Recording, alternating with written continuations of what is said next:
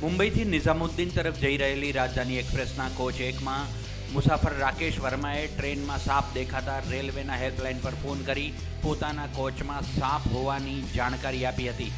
રાજધાની એક્સપ્રેસ જેવી ટ્રેનમાં સાપ હોવાનો કોલ આવતા રેલવે પોલીસમાં દોડધામ મચી ગઈ.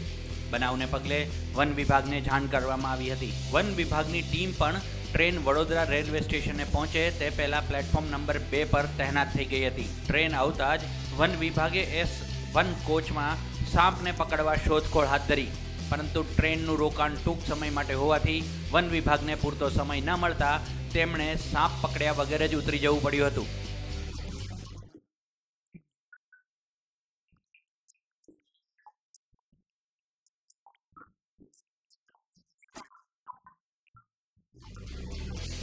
ઉલ્લેખનીય છે કે નેતાઓ અને અભિનેતાઓ માટે સમય પાલન નેવે મૂકતા રેલવે તંત્રએ સાપ છે કે નહીં તેની પૂરતી ચકાસણી કર્યા વગર વધુ સમય ન ફાળવી વન વિભાગને રવાના કરી દીધો.